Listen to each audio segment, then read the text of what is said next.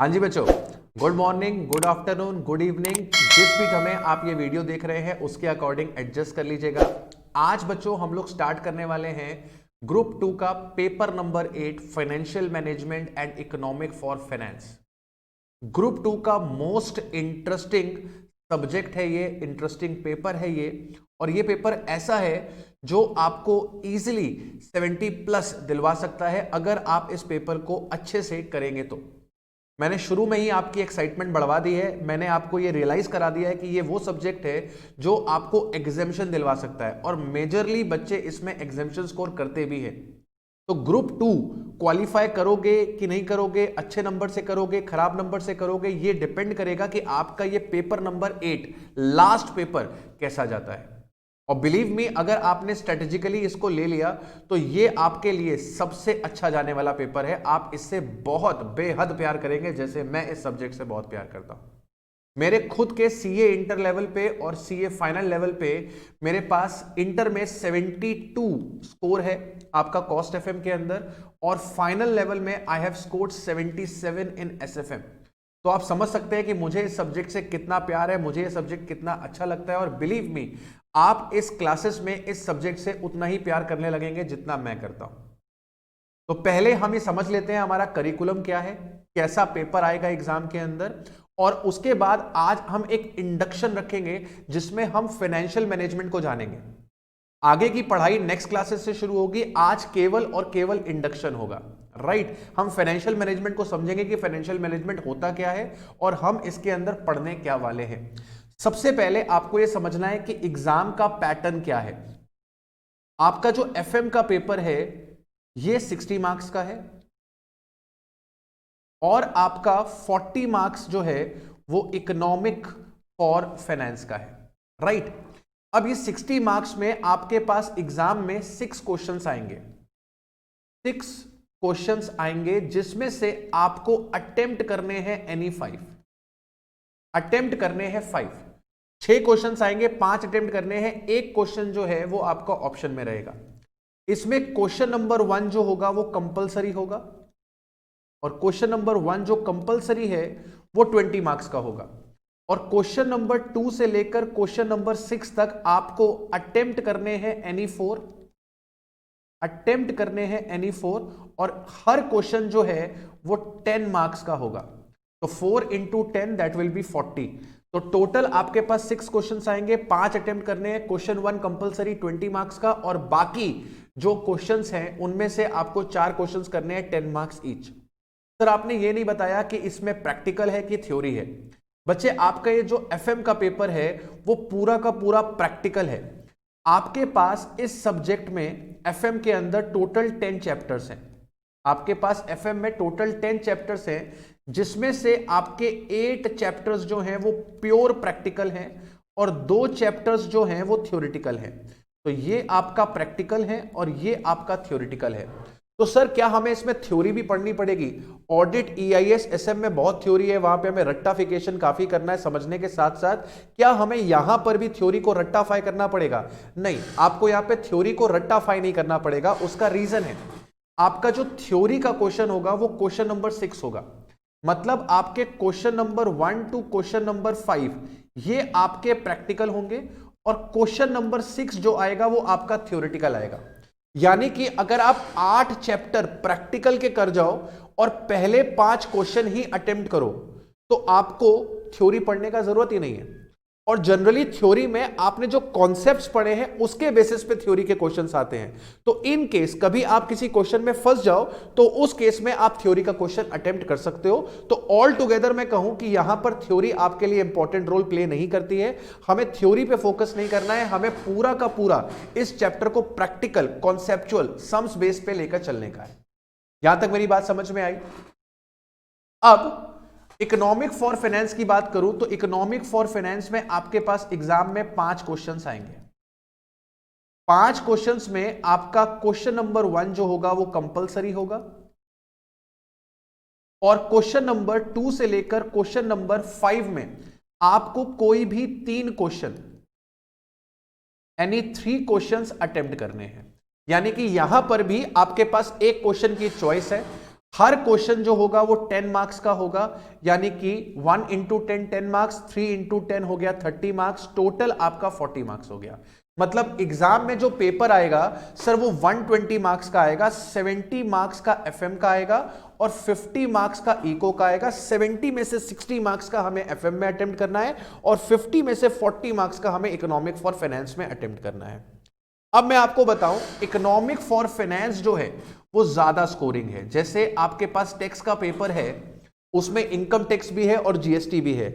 GST का syllabus कम है और वो स्कोरिंग है, और इनकम टैक्स का सिलेबस ज्यादा है तो वो उतना स्कोरिंग नहीं हो पाता है। यहां पर भी कुछ ऐसा ही है, आपका इकोनॉमिक फॉर फाइनेंस जो है वो उसका कंटेंट कम है और 40 मार्क्स उसमें स्कोर करना बड़ा आसान है।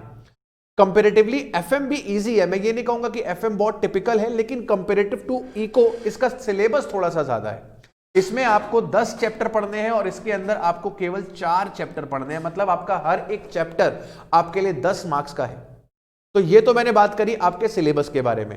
अब आपका जो टारगेट होना चाहिए, आपका जो टारगेट होना चाहिए इस पेपर को लेके, आप इसमें 70 प्लस को टारगेट करेंगे और पूरे को आप प्रैक्टिकल के रूप में लेके चलेंगे।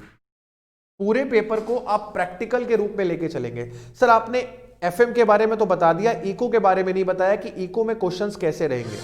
आपका जो इको है इसके अंदर, आपका जो इको है इसके अंदर आपके जो थ्योरी क्वेश्चंस आएंगे वो अराउंड 24 मार्क्स के आएंगे और इसमें भी आपके पास प्रैक्टिकल क्वेश्चन आएंगे अप्रोक्सीमेटली 16 मार्क्स के। तो इको लग रहा है थ्योरी, लेकिन ये भी थ्योरी नहीं है, ये आपका प्रैक्टिकल ओरिएंटेड है, जिसमें प्रैक्टिकल क्वेश्चन 16 मार्क्स तक आएंगे और थ्योरी क्वेश्चंस जो है मेरे बच्चे वो 24 नंबर तक आ सकते हैं।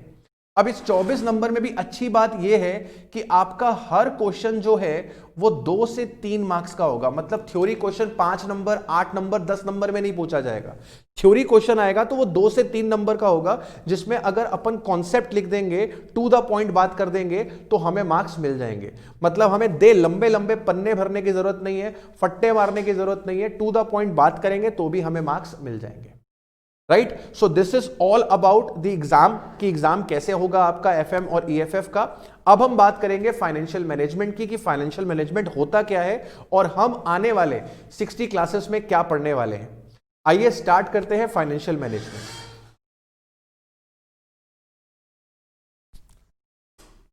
चलिए बात करते हैं आज फाइनेंशियल मैनेजमेंट की। स्टार्ट करेंगे हम लोग फाइनेंशियल मैनेजमेंट से। सबसे पहले हमें यह समझना है कि सर फाइनेंस क्या होता है, what do you mean by finance. फिर हम समझेंगे कि फाइनेंशियल मैनेजमेंट क्या होता है, और इसके बाद हम समझेंगे कि हमें फाइनेंशियल मैनेजमेंट क्यों करना होता है, हमें फाइनेंशियल मैनेजमेंट क्यों करना होता है। तो सर फाइनेंस क्या है। फाइनेंस एक आर्ट है, या फिर आप कह सकते हो ये एक साइंस है ऑफ मैनेजिंग मनी। आप लोग मेरे साथ साथ कॉपी कर लीजिए, और अगर आपको चाहिए रहेगा तो मैं बाद में आप लोग को पीडीएफ भी प्रोवाइड करा दूंगा। तो what is finance. Finance is the art और the science of managing the money. Money को मैनेज करने की आर्ट, साइंस, रूल्स रेगुलेशंस जो बनाए गए हैं उन्हें अपन क्या बोलते हैं, उन्हें अपन बोलते हैं फाइनेंस। और फाइनेंशियल मैनेजमेंट क्या है सर, ये एक मैनेजीरियल एक्टिविटी है, ये एक मैनेजीरियल एक्टिविटी है जो कि कंसर्न्ड है with planning and controlling firms financial resources. Firms financial resources, अगर आप ध्यान से देखें तो मैंने फाइनेंस में वर्ड यूज किया था मनी, और फाइनेंशियल मैनेजमेंट में मैंने वर्ड यूज किया है फाइनेंशियल रिसोर्सेज। देखो जहां मैनेजमेंट आ गया मतलब कि वो मैनेजरियल एक्टिविटी है, और मैनेजमेंट में प्लानिंग और कंट्रोलिंग तो होता ही है। तो financial management is a managerial activity concerned with planning and controlling. किसको प्लान और कंट्रोल करना है? फाइनेंशियल रिसोर्सेज को करना है। अब जब हम फाइनेंशियल रिसोर्सेज की बात करते हैं तो फाइनेंशियल रिसोर्सेज में मनी तो आता ही आता है, कोई दिक्कत नहीं है। मनी के अलावा जितनी भी हमारी असेट्स हैं, हमारे जितने भी प्रोजेक्ट्स चल रहे हैं जहां से हम पैसा बना सकते हैं, उन सब को क्या बोलते हैं? Financial resources. तो मैनेजमेंट के अंदर हम सिर्फ मनी को मैनेज नहीं कर रहे हैं, हम हर उस चीज को मैनेज कर रहे हैं जहां पे मनी का इनफ्लो और आउटफ्लो हो सकता है। हर उस असेट पे, हर उस प्रोजेक्ट पे, हर उस बिजनेस ऑपरेशन की बात कर रहे हैं जहां पर आपका पैसा इन्वॉल्व होता है। और सर ये फाइनेंशियल मैनेजमेंट करने का एम क्या है? हम ये फाइनेंशियल मैनेजमेंट करते क्यों हैं? सर ये फाइनेंशियल मैनेजमेंट का एम ये है कि हमें जो वेल्थ है हमारे शेयर होल्डर की, शेयर होल्डर कौन है सर? शेयर होल्डर कंपनी के मालिक हैं। शेयर होल्डर कौन है सर? शेयर होल्डर कंपनी के मालिक हैं। हमें हमारे वेल्थ ऑफ शेयर होल्डर क्या करनी है sir? Wealth of share holder increase करनी है। अब सर ये wealth of share holder increase कैसे करते हैं सर? कैसे एक फाइनेंशियल मैनेजर एक शेयर होल्डर की वेल्थ को बढ़ा सकता है? सर जब हम हमारे फाइनेंशियल रिसोर्सेस को इफेक्टिवली एंड एफिशिएंटली यूटिलाइज करते हैं, जब हम हमारे फाइनेंशियल रिसोर्सेज को इफेक्टिवली एंड एफिशिएंटली यूटिलाइज करते हैं तो हमारे पास प्रॉफिट्स आते हैं, और इन प्रॉफिट्स को जब हम यूज करते हैं फॉर एक्सपेंशन एंड डाइवर्सिफिकेशन, तो हमारे जो शेयर होल्डर की वेल्थ होती है, यानी कि हमारा जो शेयर प्राइस होता है, हमारा जो मार्केट शेयर होता है, ये क्या करता है? इंक्रीज करता है। और जब हमारा market share, share price increase करता है तो जो शेयर होल्डर की वेल्थ होती है ये ऑटोमेटिकली क्या होती है? इंक्रीज होती है। तो ओवर द ईयर वेल्थ कभी भी एकदम से इंक्रीज नहीं होती है, वेल्थ एकदम से इंक्रीज नहीं होती है, वेल्थ धीरे धीरे इंक्रीज होती है। आप रेगुलर बेसिस पे जब अपने फाइनेंशियल रिसोर्सेज को इफेक्टिवली और एफिशिएंटली यूटिलाइज करते हो तो आप अच्छे प्रॉफिट्स अर्न करते हो। और जब आप अच्छे प्रॉफिट्स अर्न करते हो तो आपका मार्केट का कैपिटल बेस इंक्रीज होता है, आपकी मार्केट में स्टैंडिंग इंक्रीज होती है, आपका कंज्यूमर बेस इंक्रीज होता है। और जब आपका ये consumer base, market standing, share price increase होता है तो आपके शेयर होल्डर की वेल्थ भी क्या हो जाती है? इंक्रीज हो जाती है। अगर मैं आपसे कहूं कि सर अगर आज की डेट में कोई कंसर्न अपने फाइनेंसेस को ध्यान पे नहीं रख रही है, अगर फाइनेंशियल मैनेजमेंट नहीं कर रही है, तो सर एक अच्छी भली कंसर्न भी क्या कर सकती है? डूब सकती है। फाइनेंशियल मैनेजमेंट इतनी इंपॉर्टेंट चीज है। फाइनेंशियल मैनेजमेंट में अपने को करना क्या है सर? फाइनेंशियल मैनेजमेंट के दो एस्पेक्ट्स हैं। फाइनेंशियल मैनेजमेंट के दो एस्पेक्ट्स हैं। एक एस्पेक्ट बोलता है कि आप फंड कहां से लाओगे, प्रोक्योरमेंट ऑफ फंड्स। देखो बिजनेस अगर चलाना है तो पैसा होना चाहिए, और पैसा कहां से आएगा यह सोचने का काम किसका है? फाइनेंशियल मैनेजर का है। फाइनेंशियल मैनेजर को यह इंश्योर करना है कि आपके पास, फाइनेंशियल मैनेजर को यह इंश्योर करना है कि आपके पास हमेशा जब रिक्वायर्ड हो फंड्स अवेलेबल होने चाहिए, जब रिक्वायर्ड हो फंड्स अवेलेबल होने चाहिए। फाइनेंशियल क्राइसिस, कैश क्रंच नहीं होना चाहिए। और जो ये फंड्स प्रोक्योर करे हैं, इन फंड्स का इफेक्टिव यूटिलाइजेशन करना है। इन फंड्स का इफेक्टिव यूटिलाइजेशन करना है। ये भी काम किसका है? ये भी काम फाइनेंशियल मैनेजर का है। अब सर फंड्स कहां से आ सकते हैं? फंड्स कहां से आ सकते हैं?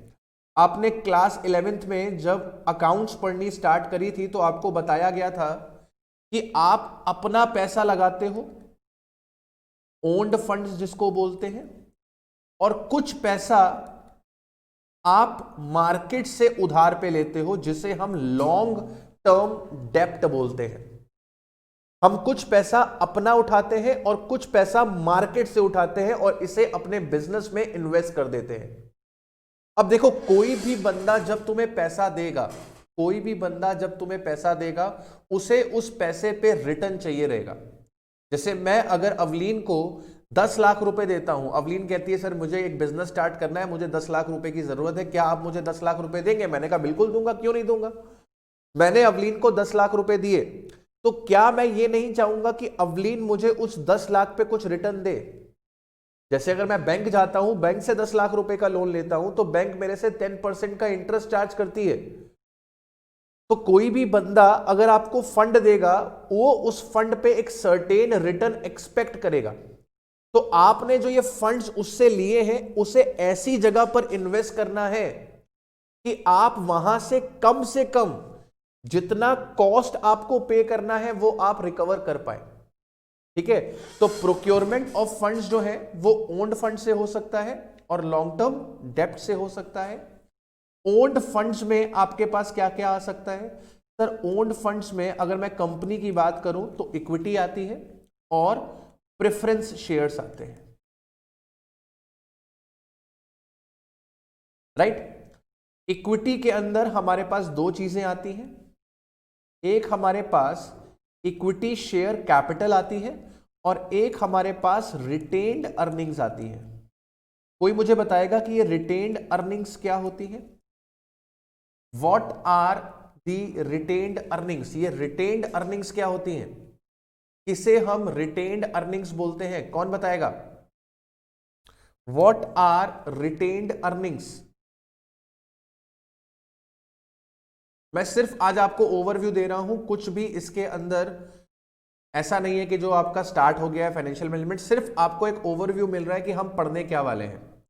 Anyone anyone anyone? Supreet, Avleen, कोई बताएगा रिटेन्ड अर्निंग्स क्या होते हैं? रिटेन्ड अर्निंग्स हम किसे कहते हैं?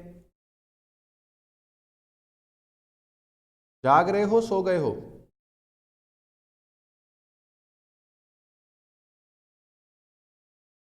हाँ, रिटेन्ड अर्निंग्स हम किसे कहते हैं?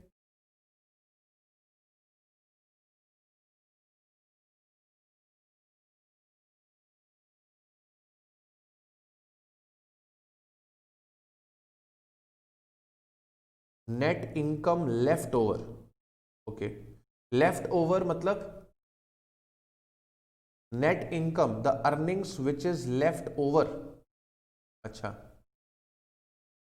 Earnings which are left over. देखिए, रिटेन्ड अर्निंग्स क्या होती हैं? सर कंपनी जो है जब वो प्रॉफिट अर्न करती है, और ये कौन सा प्रॉफिट है? ये प्रॉफिट आफ्टर टैक्स है। कंपनी जो प्रॉफिट आफ्टर टैक्स सारे अपने ऑब्लिगेशंस पूरे करने के बाद जो उसके पास प्रॉफिट बचता है उसे अपन क्या बोलते हैं? Profit after tax. बिजनेस के खर्चे हटा दीजिए, लॉन्ग टर्म डेब्ट्स का जो इंटरेस्ट है वो हटा दीजिए, टैक्सेस गवर्नमेंट को पे कर दिए वो हटा दीजिए। अब जो प्रॉफिट बचा, पैट, प्रॉफिट आफ्टर टैक्स, इस पैट में से कंपनी कुछ पैसा अपने शेयर होल्डर्स को डिस्ट्रीब्यूट कर देती है जिसको डिविडेंड बोलते हैं, और कुछ पैसा वो अपने पास रिटेन कर लेती है।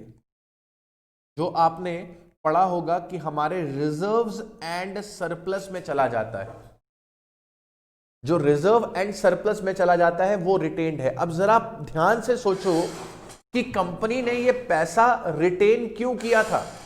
सर कंपनी ने ये पैसा रिटेन इसलिए किया था कि कल को फ्यूचर में कोई इन्वेस्टमेंट अपॉर्चुनिटी मिलेगी तो हम इस पैसे का इस्तेमाल करेंगे वहां पर इन्वेस्टमेंट करने के लिए। बात समझा? तो रिटेन्ड अर्निंग्स जो है वो भी आपका एक सोर्स ऑफ फंड है। राइट, तो मैंने आपको क्या बताया कि आपके पास पैसा कहां से आएगा, ओन फंड से आएगा। ओन फंड्स में कहां से आएगा, इक्विटी से आएगा, प्रेफरेंस से आएगा। इक्विटी के अंदर हमारे पास दो तरीके से पैसा आ सकता है, या तो हम नए शेयर्स मार्केट में उतारे, या तो जो पैसा हमने रिटेन किया हुआ था प्रॉफिट्स में से, उस पैसे को हम इस्तेमाल करें हमारे एक्सपेंशंस के लिए या फिर इन्वेस्टमेंट के लिए। लॉन्ग टर्म डेप्ट में हमारे पास पैसा कहां से आएगा सर? लॉन्ग टर्म डेप्ट में हमारे पास पैसा आएगा सर, हम बैंक से लोन ले सकते हैं, बिल्कुल ले सकते हैं।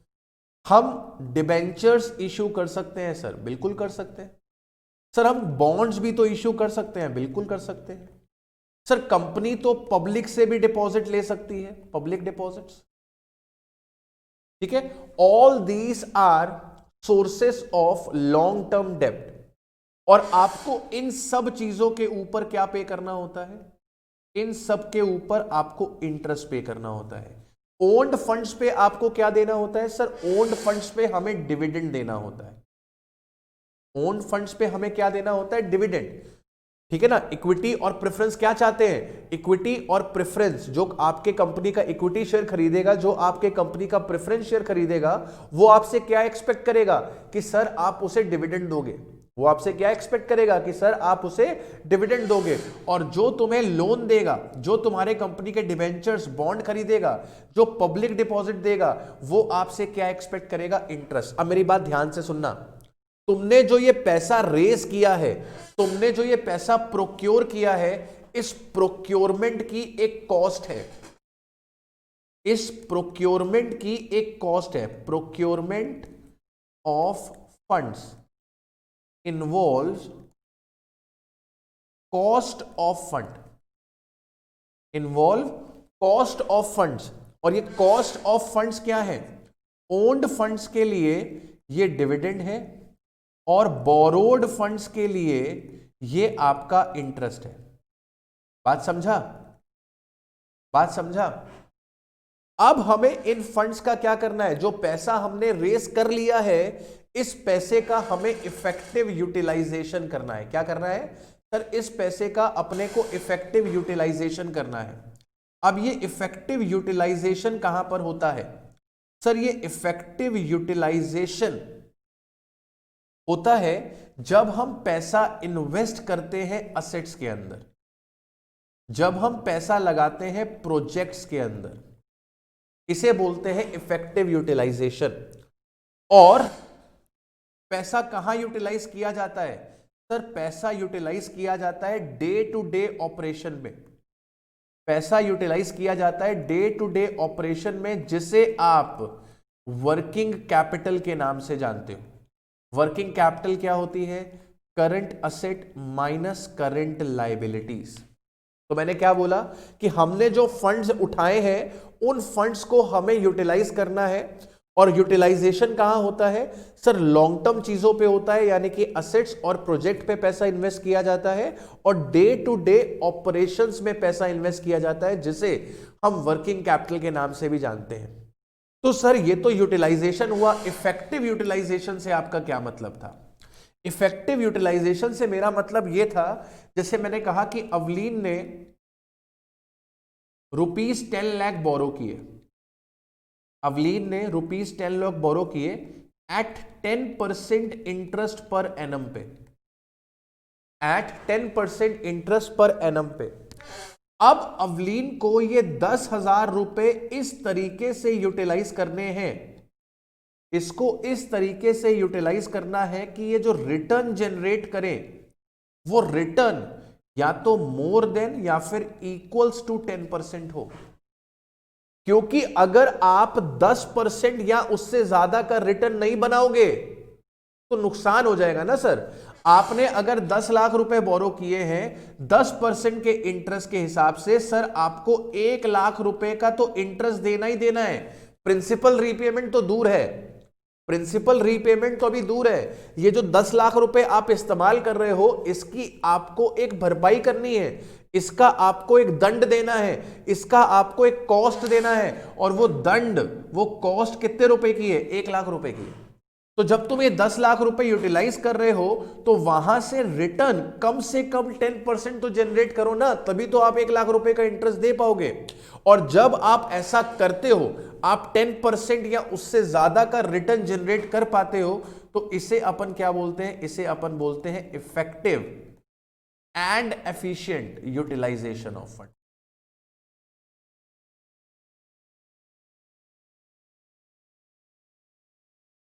ठीक है, effective and efficient utilisation of funds, बात समझे? अच्छा, जब effective and efficient utilisation of funds की हम बात करते हैं तो हमें एक चीज का ध्यान रखना चाहिए कि funds should not remain idle. Funds should not remain idle. Funds idle नहीं पड़े रहने चाहिए, मतलब अनइन्वेस्टेड नहीं रहने चाहिए। फॉर एग्जाम्पल लेते हैं सर, एग्जाम्पल एक्स लिमिटेड है, इसने 1 अप्रैल 2020 को बोरो किए 10 करोड़ रुपीस एट 12% इंटरेस्ट पर एनम पे, और इन्होंने इस फंड्स को इन्वेस्ट किया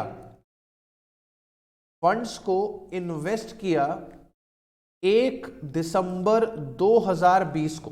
1 दिसंबर 2020 को इन्होंने उस फंड्स को इन्वेस्ट किया एंड रिटर्न अर्न करना शुरू किया। ठीक है, अब मेरी बात ध्यान से सुनना। आपने 1 अप्रैल को फंड रेज कर लिए थे और आपने इन फंड्स को यूटिलाइज ही नहीं किया। कितने टाइम तक?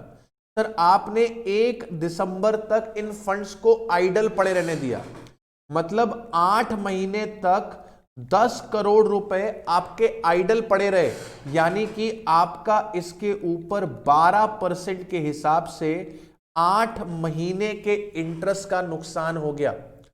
10 करोड़ पे 8% का इंटरेस्ट अगर आप निकालो तो ये अराउंड आएगा आपका 80 लाख रुपीस। बात समझे?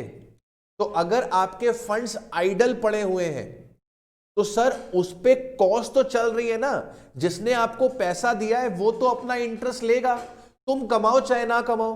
तो इफेक्टिव एंड एफिशिएंट यूटिलाइजेशन का मतलब ये हुआ कि फंड्स कभी भी खाली नहीं रहने चाहिए, क्योंकि पैसे की अर्निंग क्या पावर होती है, पैसा और पैसे को खींचता है। अगर आप फंड्स को आइडल रहने दोगे तो आपकी जो कॉस्ट है वो तो चलती रहेगी, लेकिन आप कुछ अर्न नहीं कर पाओगे।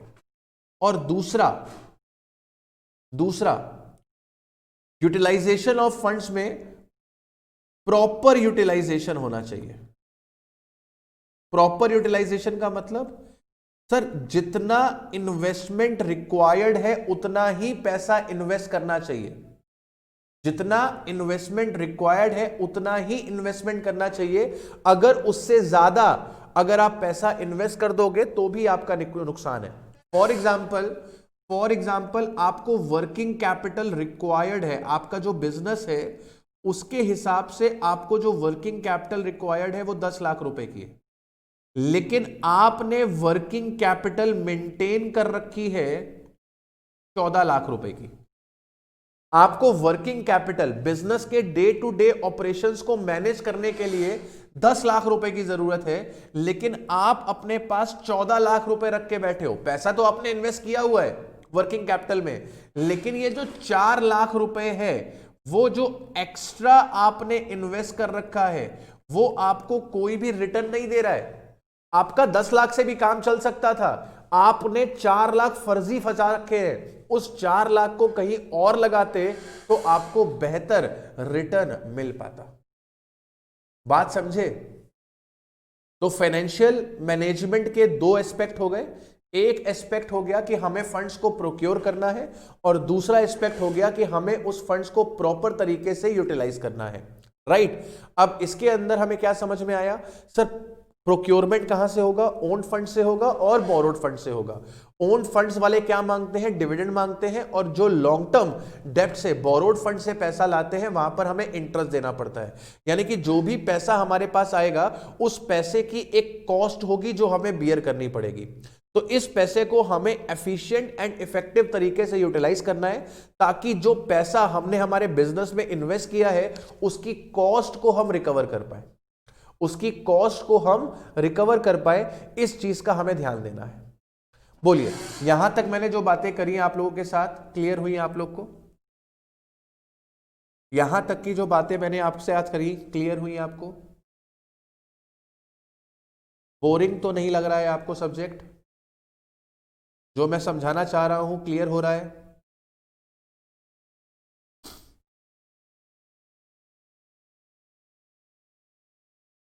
चलिए,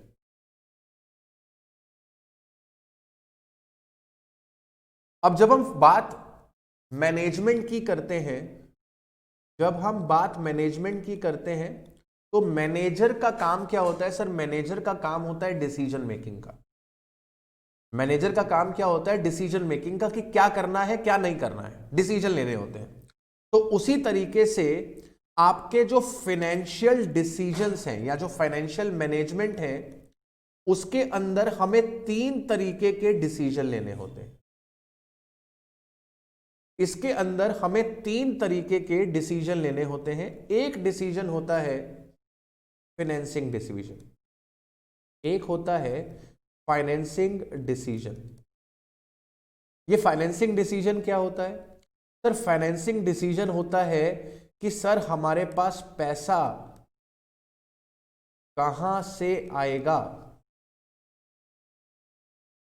पैसा कहां से आएगा, इस बात का डिसीजन लेना फाइनेंसिंग डिसीजन है। जैसे कि मैंने आपको बताया कि आप पैसा इक्विटी से लेंगे, आप पैसा प्रेफरेंस से लेंगे, आप पैसा डिबेंचर से लेंगे, आप पैसा बैंक लोन से लेंगे, पैसा कहां से आएगा, इस बात का डिसीजन लेना इस फाइनेंशियल डिसीजन। सर क्या दिक्कत है इसमें? सर पैसा आना है, चाहे इक्विटी से आए, चाहे प्रेफरेंस से आए, चाहे डिबेंचर से आए, चाहे बैंक लोन से आए, क्या फर्क पड़ता है? पैसा आना चाहिए, हम उसको सही जगह पे यूटिलाइज कर लेंगे, पैसा बना लेंगे। इतना आसान नहीं होता है। आसान क्यों नहीं होता है? क्योंकि जो ओन्ड फंड्स होते हैं, जो ओन्ड फंड्स होते हैं, उनके अपने बेनिफिट और लॉसेस होते हैं। सिमिलरली जो डेब्ट फंड है, जो बोरोड फंड है, इसके अपने एडवांटेजेस और डिसएडवांटेजेस हैं। जैसे मैं आपको बताऊं कि अगर आप ओन फंड्स की बात करो, ओन फंड्स की बात करो, तो सर यहां पर आपके पास कोई भी रिस्क इन्वॉल्व नहीं है। और अगर आप बोरोड फंड्स की बात करो तो यहां पर रिस्क इन्वॉल्व है। सर ये क्या कहना चाह रहे हो आप? मुझे समझ में नहीं आया कि ओन्ड फंड्स में कोई भी रिस्क नहीं है, बोरोड फंड में रिस्क इन्वॉल्व है, क्या मतलब क्या है इसका? देखो, आपने से 10 करोड़ रुपए रेस किए, आपने 10 करोड़ रुपए रेस किए और आपने इसे एक प्रोजेक्ट पे लगा दिया। अब इस प्रोजेक्ट से रिटर्न आएगा कि नहीं आएगा, कितना आएगा, कैसे आएगा, ये थोड़ा अनसर्टेन है। ऑब्वियस है कि आपने पहले सब वर्किंग करी होगी, सोच समझ के पैसा इस प्रोजेक्ट में लगाया होगा, लेकिन स्टिल आप कितना रिटर्न अर्न कर पाएंगे ये सिर्फ आपके एनालिसिस पे डिपेंड नहीं करता है, मार्केट पे भी डिपेंड करता है, आपके कंपटीटर पे भी डिपेंड करता है कि वो कैसे एक्ट कर रहा है। तो आपकी बिजनेस एक्टिविटी इंटरनल और एक्सटर्नल दोनों फोर्सेस से गवर्न होती है। तो रिटर्न आएगा कि नहीं आएगा इसकी कोई गारंटी नहीं है। अब अगर आपने ओन फंड्स लगाए हैं, ओन फंड्स लगाए हैं, तो यहां पर कोई भी फिक्स्ड ऑब्लिगेशन नहीं है, यहां पर फिक्स्ड ऑब्लिगेशन नहीं है। क्यों नहीं है? क्योंकि सर ओन्ड फंड्स मतलब कंपनी के ओनर, और कंपनी के ओनर को पैसा तब मिलता है जब सारी पेमेंट्स हो जाती हैं। मतलब पहले आउटसाइडर्स को पेमेंट करी जाएगी, पहले आउटसाइडर्स को पेमेंट करी जाएगी, और अगर फंड्स बच जाएंगे तो किसको दिए जाएंगे? ओनर को दिए जाएंगे। फंड्स नहीं बचेंगे तो ओनर को पेमेंट नहीं मिलेगा। तो मतलब यहां पेमेंट देना है नहीं देना है ऐसा कोई टेंशन नहीं है, होगा तो दे देंगे, नहीं होगा तो नहीं देंगे, मतलब यहां पर रिस्क इन्वॉल्व नहीं है। दूसरा, ओन फंड्स की कोई रीपेमेंट नहीं होती है। ओन फंड्स की कोई रीपेमेंट नहीं होती है, पैसा वापस नहीं करना होता है, ये तो हमारा ही पैसा है। तो सर हमारा पैसा है, इसको वापस नहीं करना है, इसका रिस्क नहीं है, हमें इस पे फिक्स रिटर्न देना है, ऐसा भी कोई जरूरी नहीं है। लेकिन जो बोरोड फंड्स होते हैं, जो बोरोड फंड्स होते हैं, उनके अंदर फिक्स्ड ऑब्लिगेशन होती है। सर ये जो पैसा आप बोरो करते हो ना, इस पे आपको इंटरेस्ट देना ही होता है। आप चाहे पैसा कमाओ चाहे ना कमाओ, ये लोग तो इंटरेस्ट मांगने आएंगे ही आएंगे। तो अगर आपने बैंक से 10 करोड़ रुपए लिए हैं 12% के इंटरेस्ट पे, तो आप पैसा अर्न करो ना करो, ईएमआई तो चालू रहेगी सर, ईएमआई तो चालू रहेगी। अभी इतना बड़ा पेंडेमिक हो गया, 6-8 महीने तक वर्किंग्स बंद रही, फिर भी बैंक ने कोई रियायत नहीं बरती, आपसे ईएमआई कलेक्ट करी गई। मतलब आपने कोई बिजनेस एक्टिविटी नहीं करी, कोई आपने ट्रांजैक्शन नहीं करा, कोई प्रॉफिट आपने नहीं कमाया, लेकिन बैंक वालों ने अपनी इंटरेस्ट को नहीं छोड़ा, बैंक वालों ने अपने ईएमआईज को नहीं छोड़ा, उन्होंने आपसे ईएमआई उसी ड्यू डेट पे रिकवर करी जो डेट उसने फिक्स करी हुई थी, इररिस्पेक्टिव ऑफ द फैक्ट पूरी इकोनॉमी लॉकडाउन में थी, राइट। तो ये जो बोरोड फंड्स होते हैं, इनमें फिक्स्ड ऑब्लिगेशन होती है। तो सर अगर आप रिटर्न नहीं भी कमाओगे तो भी आपको इन्हें इंटरेस्ट तो पेमेंट करना ही पड़ेगा। दूसरी, इनका सर रीपेमेंट डेट पहले से ही फिक्स होता है। जब ये लोग आपको पैसा देते हैं तो पूछते हैं कि पैसा कब वापस करोगे। तो डिबेंचर्स अगर आपने इशू किए हैं तो हो सकता है वो 5 साल बाद, 6 साल बाद, 8 साल बाद, 10 साल बाद रिडीम हो। आपने बॉन्ड इशू करे हैं, उनकी रिडम्पशन डेट होगी।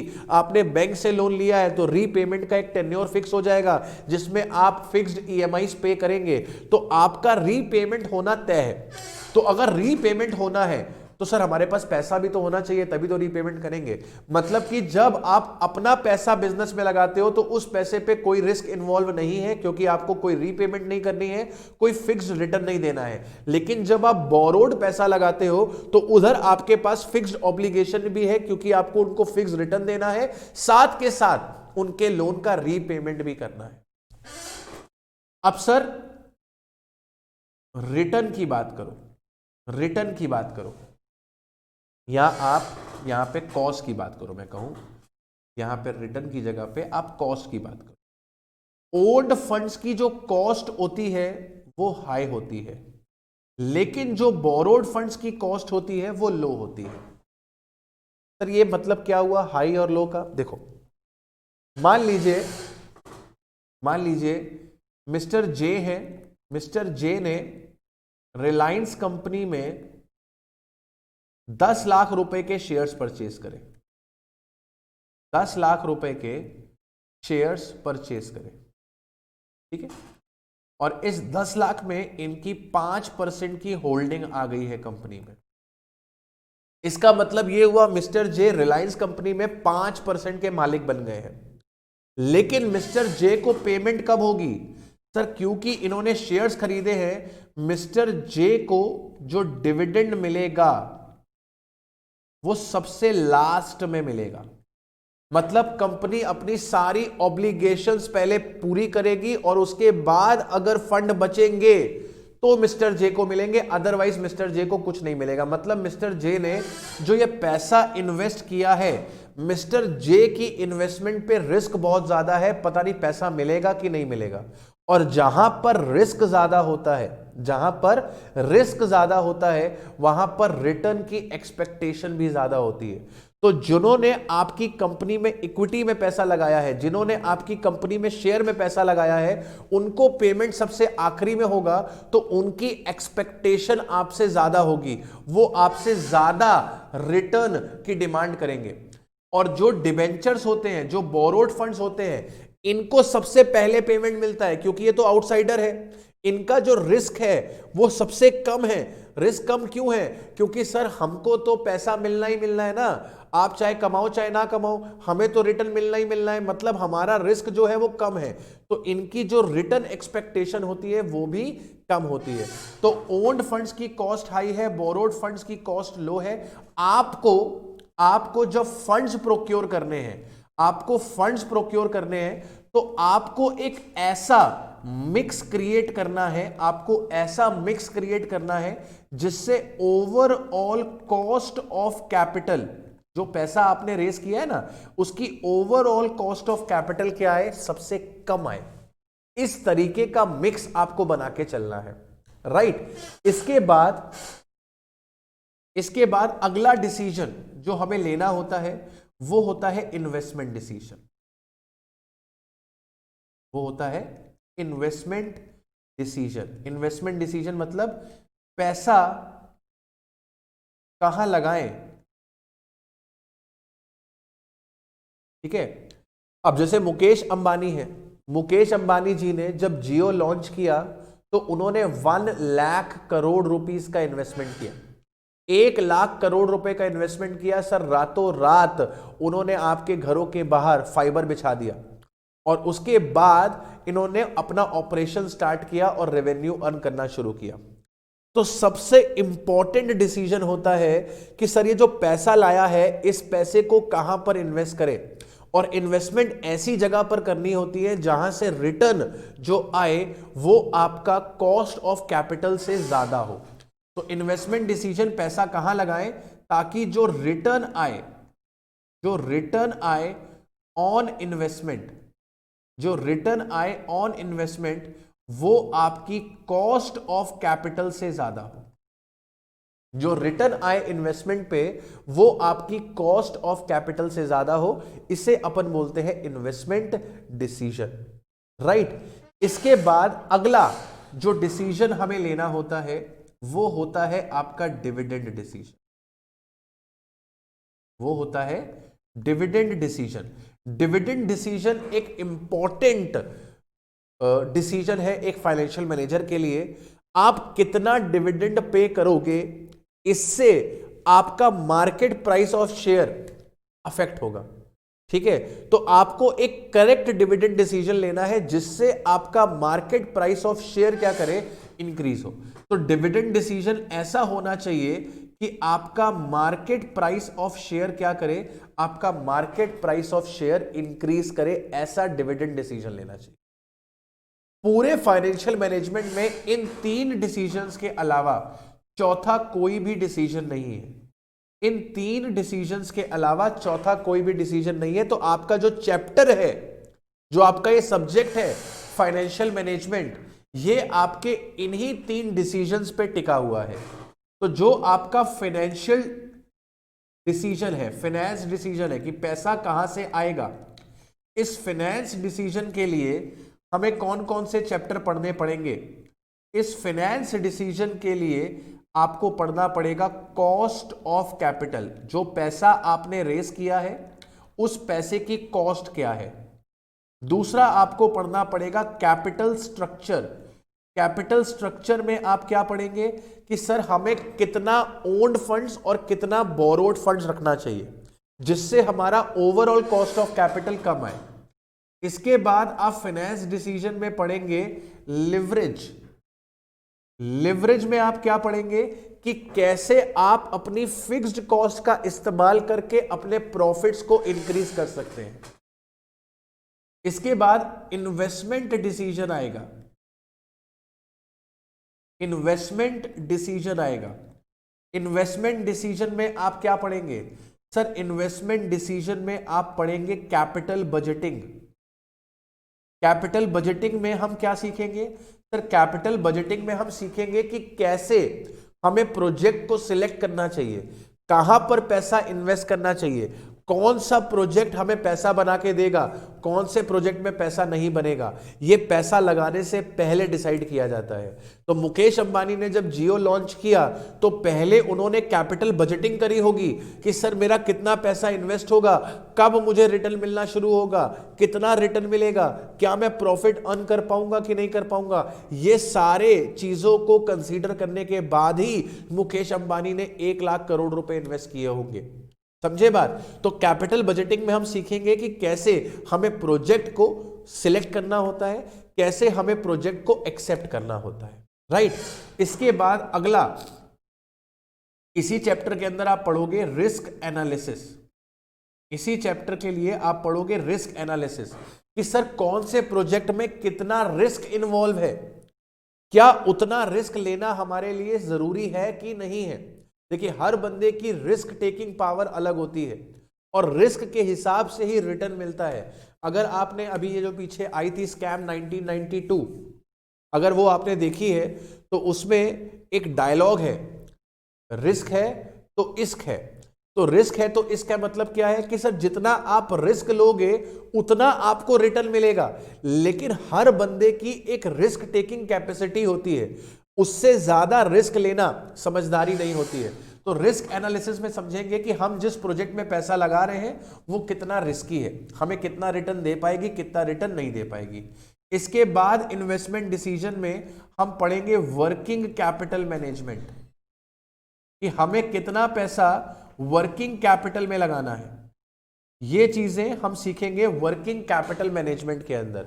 वर्किंग कैपिटल मैनेजमेंट के अंदर आपके पास सब टॉपिक्स में आएगा डेटर का मैनेजमेंट, इन्वेंट्री का मैनेजमेंट, और आपके पास आएगा कैश का मैनेजमेंट, ठीक है, और वर्किंग कैपिटल मैनेजमेंट तो आएगा ही। तो ये सारी चीजें आप इन्वेस्टमेंट डिसीजन के अंदर पढ़ेंगे।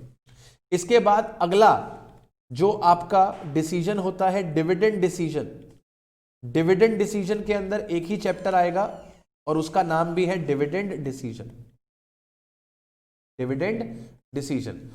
टोटल कितने चैप्टर हो गए सर? टोटल चैप्टर हो गए 1 2 3 4 5 6 एंड 7। सर आप तो कह रहे थे 8 चैप्टर है जो हमें पढ़ने हैं। बिल्कुल 8 चैप्टर है। एक आपको चैप्टर पढ़ना है रेशियो। रेशियो यानी कि फाइनेंशियल एनालिसिस। फाइनेंशियल एनालिसिस क्या होती है सर? फाइनेंशियल एनालिसिस होती है कि आप किसी कंपनी के फाइनेंशियल स्टेटमेंट्स को कैसे रीड करते हैं, कैसे वहां से यूजफुल इंफॉर्मेशन आप फेच करते हैं। ये सारी बातें आपको रेशियो एनालिसिस वाले चैप्टर में पढ़ाई जाएंगी। ये चैप्टर आपने ऑलरेडी क्लास 12th में पढ़ा हुआ है, बस थोड़ा सा लेवल हाई हो जाएगा for the purpose of CA exam. बाकी आपका मोटा मोटा कॉन्सेप्ट वो क्लास 12th वाला ही है। इसके अलावा एक चैप्टर आपको और पढ़ना पड़ेगा। ये जो चैप्टर है ये आपके सिलेबस में तो नहीं है, लेकिन बिना ये चैप्टर पढ़े हम फाइनेंशियल मैनेजमेंट कर नहीं पाएंगे। और इस चैप्टर का नाम है टाइम वैल्यू ऑफ मनी। जहां तक मेरी समझ है आपने ये चैप्टर सीए फाउंडेशन में पढ़ा होगा, और जो बच्चे सीएस एग्जीक्यूटिव वाले और सीएमए इंटर वाले हमें देख रहे हैं, आपने नहीं भी पढ़ा है तो भी कोई दिक्कत नहीं है। मैं इस टाइम वैल्यू ऑफ मनी को हमारे क्लास में कवर करके चलूंगा, क्योंकि इसके अंदर कुछ इंपॉर्टेंट कॉन्सेप्ट्स हैं जिसका इस्तेमाल इन 8 चैप्टर्स में कहीं ना कहीं आपको करना पड़ सकता है। तो जब तक हमें बेसिक नहीं पता होगा, बेसिक क्या है? Time value of money.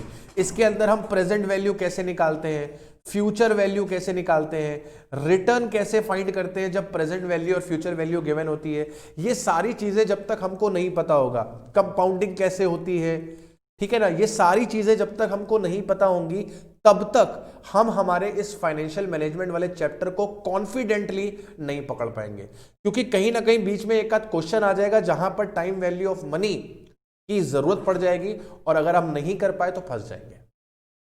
Right? So this is all about financial management. आज मैंने केवल एक इंडक्शन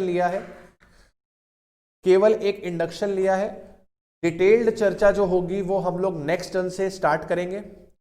जो भी वीडियो आज की है ये विद इन 48 आवर्स आपको मिल जाएगी, विद इन 48 आवर्स आपको प्रोवाइड कर दी जाएगी, कि इन केस अगर आपको रिवीजन करना है तो आप रिवीजन कर लीजिए। जो भी नोट्स हमने यूज किए हैं वो भी हम आपको प्रोवाइड कर देंगे। राइट? Any doubt? तो प्रीत, अवलीन, अभी तो फिलहाल आप लोग ही लाइव हो। कोई डाउट बच्चे?